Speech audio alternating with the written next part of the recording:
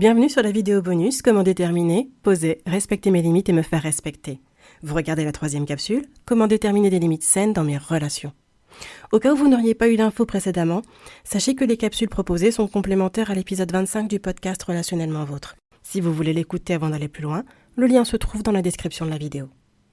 Le conférencier Danny Silk explique joliment dans une de ses formations sur les relations que les limites permettent de garder dans votre vie ce que vous voulez garder à l'intérieur, à savoir votre joie, votre paix, votre honneur, votre respect, et ces choses dont vous voulez que votre vie soit remplie, l'amour, l'honnêteté, la vérité, etc.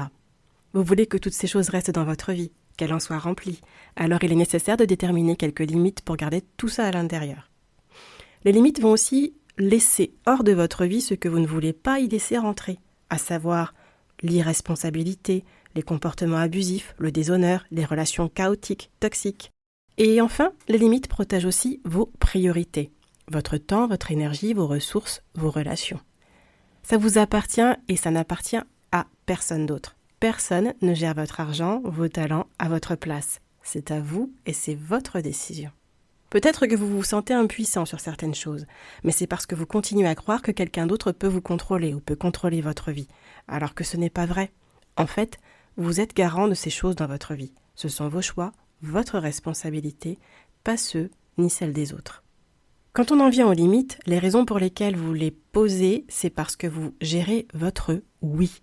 Vous gérez les parties importantes de votre vie que vous voulez garder à l'intérieur et les choses qui vous voleraient cette qualité de vie à l'extérieur. Quelles limites poser ? Eh bien, il y a 7 principaux types de limites, de bornes de votre personne à déterminer de manière à pouvoir les exprimer et les expliquer à vos relations. Ces limites sont dites mentales, émotionnelles, matérielles, internes, conversationnelles, physiques et temporelles. Les limites mentales consistent à avoir la liberté de vos propres pensées, vos croyances, vos valeurs et vos opinions. Par exemple, je respecte ton point de vue, bien que je ne sois pas d'accord. Les limites émotionnelles sont la manière dont vous serez émotionnellement disponible pour les autres. Par exemple, j'aimerais sincèrement pouvoir te soutenir en ce moment, mais j'ai déjà du mal à garder la tête hors de l'eau, je me sens si déprimée, je ne serai pas d'une grande aide. Ensuite, les limites matérielles consistent à prendre la décision de donner, prêter ou partager vos ressources matérielles et financières. Par exemple, je t'ai déjà prêté de l'argent la semaine dernière, donc je ne t'en prêterai pas cette fois-ci. Les limites internes sont l'autorégulation de votre énergie, de votre dépense d'énergie. Par exemple, vous pouvez dire « J'ai été entourée de monde toute la semaine, j'ai besoin de me retrouver un peu seule ce week-end ». Les limites conversationnelles sont les sujets de conversation que vous vous sentez ou ne vous sentez pas à l'aise d'aborder. Exemple de limite conversationnelle, je ne préfère pas prendre part à cette conversation. Les limites physiques sont votre corps et tout ce que vous considérez comme intime, privé, qui appartient à votre espace personnel. Par exemple, je ne préfère pas serrer des gens que je ne connais pas dans mes bras. Et pour finir les limites temporelles, il s'agit du temps que vous décidez de passer avec quelqu'un ou à faire quelque chose. Par exemple, je ne peux rester que 30 minutes. Voici une infographie récapitulative. Elle est offerte aux abonnés à Relationnellement Vôtre dans la newsletter du 30 août.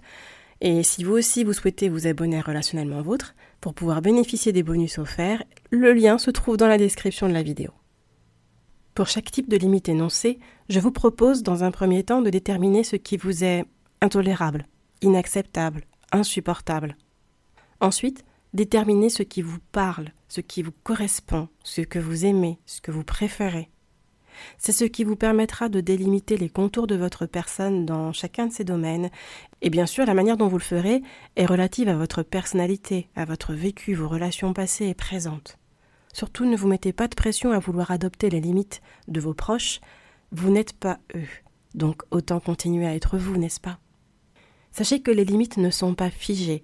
Elles évoluent en même temps que vous, donc vous avez le droit de faire évoluer une limite. Le tout, c'est de l'exprimer aux personnes concernées. Maintenant que vous avez une idée plus claire des limites que vous pouvez déterminer, voyons comment les exprimer à vos relations et faire en sorte qu'elles soient respectées. Avant de m'arrêter, sachez que si vous avez des questions concernant le contenu de cette vidéo, vous pouvez les envoyer par mail à Relationnellement Vôtre en remplissant le formulaire de contact Le lien se trouve dans la description de la vidéo, ou en envoyant directement un message à relationnellementvôtre@gmail.com. Voilà, cette 3e capsule est terminée. On se retrouve prochainement sur une autre capsule ou sur un nouvel épisode du podcast. En tout cas, d'ici là, prenez bien soin de vous. Relationnellement vôtre.